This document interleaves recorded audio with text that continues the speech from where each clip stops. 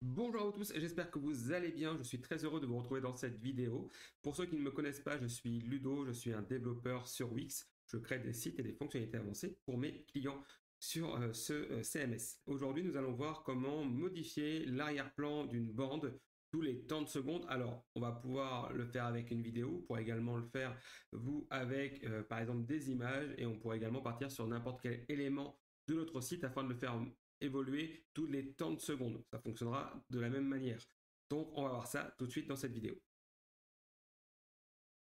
Alors, on se retrouve sur notre éditeur préféré et dans lequel on va retrouver du coup les différentes sessions. Je vais désactiver pour le moment le mode développeur. Tac, je désactive, comme je le réactiverai après. Alors, en premier temps, ce que je vais vouloir, c'est importer une bande. Donc, je vais aller dans Ajouter et je vais récupérer du coup une bande. Moi, dans cette vidéo, je vais vous montrer comment modifier l'arrière-plan d'une bande par une autre vidéo tous les temps de secondes. Donc, vous pourrez également le faire avec des images, ça fonctionne exactement de la même manière. Donc, de base, je vais prendre une bande avec directement une vidéo dessus. Je l'ajoute à ma page. Donc là, vous pouvez régler ce que vous souhaitez en tant que redimensionner la vidéo, etc. Ensuite, une fois que ma bande est ajoutée, là, je vais activer le mode développeur. Donc, je vais sur mode développeur, puis activer le mode développeur. Ici, je vais aller créer une base de données, parce qu'on va s'appuyer sur une base de données pour faire ça. Donc, je vais aller dans base de données et je vais faire donc créer une nouvelle base de données, une nouvelle collection. Ici, je la nomme, par exemple, je vais l'appeler moi vidéo. Tac. Et je fais valider.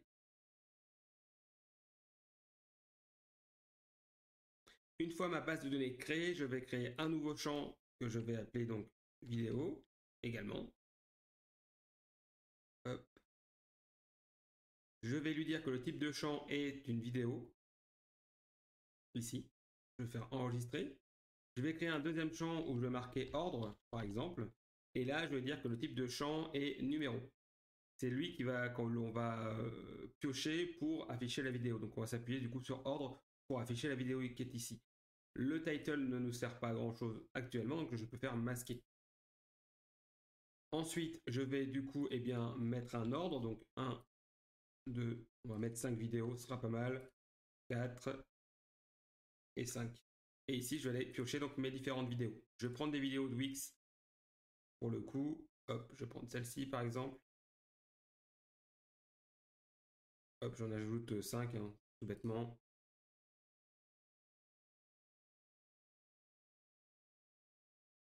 Alors bien sûr, vous pourrez importer vos vidéos directement sur Wix et faire la même chose. Vous pourrez ensuite les mettre directement dans votre base de données. Ça fonctionne de la même manière. Je vais essayer d'en avoir quand même des différentes pour éviter qu'on n'ait pas le changement. On va changer de vidéo, donc hop.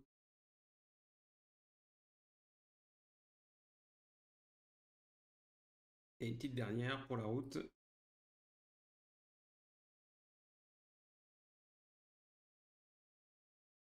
Hop. Voilà, une fois que j'ai ma liste de mes vidéos et mon ordre, et bien du coup, je peux fermer ma base de données et me rendre sur la page où je vais vouloir faire tourner tout ça. Ici, nous avons donc notre console de code. Hop, je peux supprimer tout ce qui est remarque sur celle-ci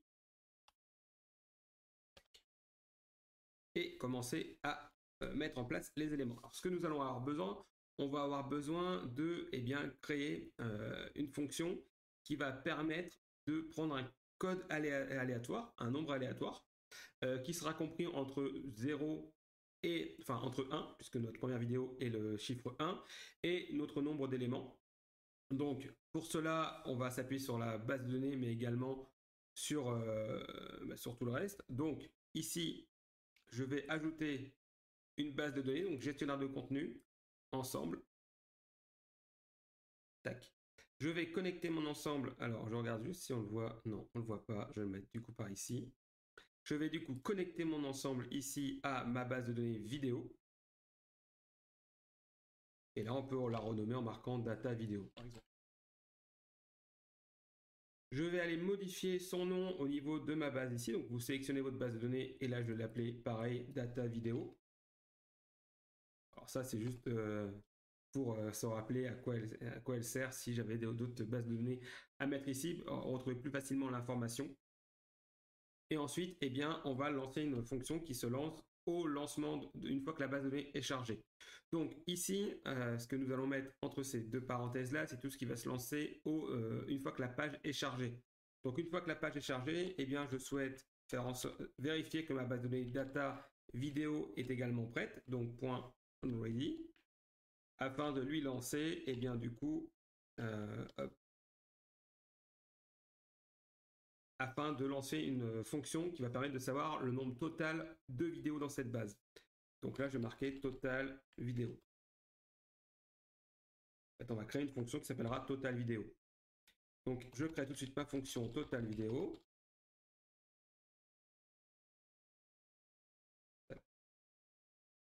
Je vais créer du coup une variable en partie haute ici, que je vais appeler let nombre vidéo. Celle-ci sera chargée de récupérer, donc j'initialise à 0 afin que ça soit initialisé sur un nombre. Celle-ci sera du coup chargée de récupérer mon nombre de vidéos qu'il y a dans ma base de données. Et du coup ici, je vais lui dire bien nombre vidéo est égal à la valeur de ma base de données, donc data vidéo.get total count. Donc il va me récupérer le nombre d'éléments dans ma base de données. On va pouvoir vérifier ça également, voir s'il me ressort bien le bon nombre d'éléments. Je vais faire un console.log. Hop, nombre d'éléments. Et là, j'ajoute du coup l'élément que je viens de récupérer, donc nombre éléments, nombre vidéo. Excusez-moi. Alors là, logiquement, j'en ai 5. Donc si je publie mon site, que je vais voir la page, si je fais un inspecter, clic droit, inspecter, hop, dans console, et ici, je devrais voir mon nombre d'éléments est bien égal à 5. Je vais tester, voir en ajouter un 6e. Donc je vais pour ça dans ma base de données, vidéo, voir si ça fonctionne bien, hein, simplement pour ça. Donc là, je peux rajouter un champ vide, hein, c'est juste pour vérifier que ça fonctionne bien. Hop, je publie, je réactualise.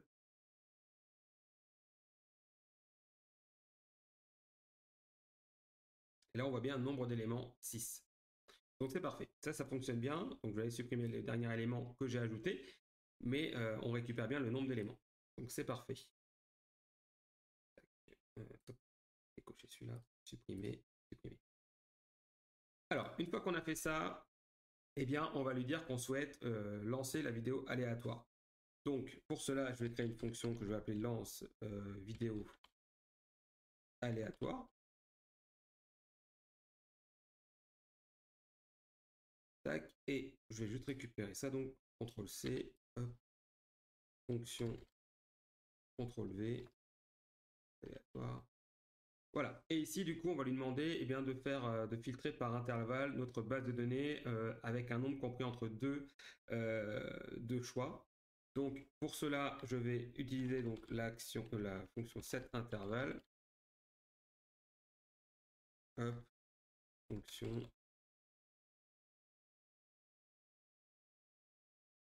Je vais déclarer, alors du coup, ça va me ressortir un nombre. Donc, ce nombre-là, je vais l'appeler vidéo. Donc, je crée une variable qui s'appelle vidéo. Ce sera du coup l'élément, le nombre de la vidéo que je veux sortir. Le nombre est dans le champ ordre. Ici, je vais du coup faire en sorte que vidéo est égal à une variable que je n'ai pas encore créée, nombre aléatoire, compris entre 1 et mon nombre de vidéos qui est ici, la variable ici, donc nombre vidéo.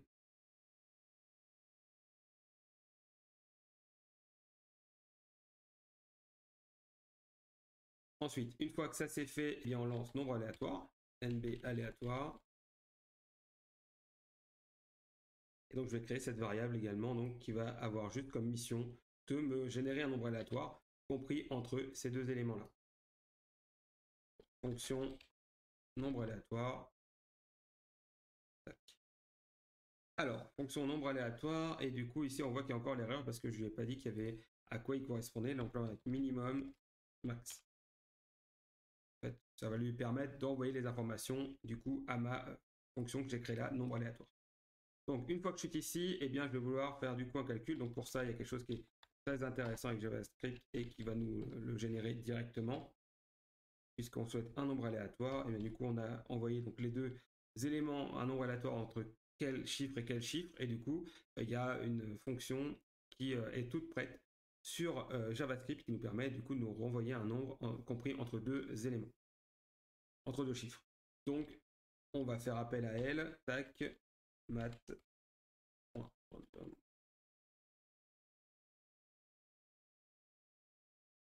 Là on met le max moins le mini plus 1, tac, et plus minimum. Donc là, il fait le calcul et en fait, il retourne cette valeur-là, il va la retourner du coup ensuite à notre vidéo qui est ici. Et donc, une fois que la valeur est récupérée, eh bien, on lance, une fois que la valeur est récupérée, on va du coup pouvoir affecter notre vidéo. Donc, pour cela, on va faire affiche vidéo. On va créer une nouvelle fonction qui, elle, aura comme mission d'afficher la vidéo, donc de filtrer ma base et d'afficher la vidéo en fonction. Donc, up, fonction affiche vidéo. Et donc ici, eh bien, on va simplement faire un filtre dans notre base de données. Donc pour cela, on va aller ici faire appeler du coup l'API de Wix. Donc import API de Wix qui nous permet de filtrer. Donc Wix Data. Alors Wix Data. Mince. From Wix Data. Voilà. Et donc ici, je lui dis que je souhaite filtrer telle base de données. Donc je récupère ma base de données, donc data vidéo. Filter, set filter. Tac. Wix Data. Là, j'appelle mon API. Wix Data filter. Et je dis ce que je souhaite filtrer. Donc je souhaite Wix Data filter. Tac. Et donc, alors après, je lui dis quel champ je souhaite filtrer. Donc .eq, je vais le récupérer après pour être sûr qu'on a le bon champ. Et je le filtre par rapport à mon chiffre que j'ai ici. Donc qui m'a été retourné à vidéo. Donc par rapport à ma variable vidéo. Voilà. Et je vais juste récupérer du coup mon champ qui est à filtrer, car je ne me rappelle plus exactement lequel j'ai mis. Pour ça, j'ouvre ma base de données et je vais du coup dans le champ qui m'intéresse, donc ordre. Hop, je récupère la clé du champ et je l'ajoute ici, tout simplement. Alors ensuite, là, ce qui va se passer, il ne se passerait rien du tout parce que notre set intervalle n'a pas de valeur tous les combien de temps il doit renouveler cet intervalle. On ne lui a pas donné de valeur. Donc pour lui donner tous les combien de temps il doit du coup faire l'intervalle, on va ajouter derrière la parenthèse ici une virgule et le time. Donc si vous souhaitez, alors c'est en millisecondes, donc par exemple, pour que ce soit toutes les secondes, il suffirait de mettre 1000. Si on souhaite que ça soit toutes les 10 secondes, on va mettre 10 000. Et si on souhaite que ça soit toutes les 2 secondes, on met 2000. Et moi, je vais mettre du coup 5000. Voilà. Donc toutes les 5000, il relancera toute cette action. Allez trouver un nombre aléatoire entre tel chiffre et tel chiffre. Je lance le nombre aléatoire pour lancer l'action. L'action me retourne du coup un numéro. Et ce numéro, je le filtre dans ma base de données. Et du coup, ça devrait afficher la vidéo différemment. Voilà. Un petit point que nous n'avons pas encore mis en place, c'est-à-dire que j'ai bien apporté ma base de données ici, mais ma bande n'est pas connectée à la base de données. Donc là, actuellement, ça tournerait en rond. Enfin, ça nous récupérerait la vidéo, mais ça ne l'afficherait pas. Pour l'afficher, eh bien, on va aller simplement ici et on va faire connecter aux données. Ici, je vais me connecter du coup à ma base de données data vidéo et je vais lui dire de se connecter au champ vidéo. Hop. Petite chose à savoir, si je voulais avoir une image ou une autre vidéo, imaginons, j'ajoute une vidéo, je vais vous montrer ces deux cas de figure et après on va tester, voir si ça fonctionne. Mais dans le cas où je souhaiterais alors une vidéo par exemple classique, où sont mes vidéos et musique, je vais mettre un élément vidéo. Donc si j'avais un élément vidéo et que je souhaiterais changer juste la vidéo de cet élément-là, il me suffirait du coup de le connecter simplement également à la donnée, à ma base de données ici, puisqu'en fait, il va y avoir un filtre automatique qui va être fait sur cette base de données. Donc, puisqu'il y a un filtre automatique qui est fait sur cette base de données, peu importe les éléments qui sont connectés à celle-ci, vont également évoluer. Le filtre est appliqué sur elle, du coup, ça nous permet de modifier le fond d'écran de notre bande puisqu'il est connecté avec la base de données, mais également n'importe quel autre élément, que ce soit une image, une vidéo, etc. Même un titre, un texte ou autre, hein. Il n'y a vraiment pas de souci. Alors je vais faire publier et je vais aller voir du coup ce que ça donne. Je me rends sur le site et on va voir s'il se change tous les temps de secondes. J'ai la vidéo 1 qui va passer. La vidéo 2. Alors c'est de manière aléatoire, donc il est possible que votre vidéo s'affiche plusieurs fois, comme là c'est le cas par exemple. Et parce que j'ai que 5 vidéos, donc obligatoirement ça tourne, voilà. Et donc le rendu est plutôt pas mal.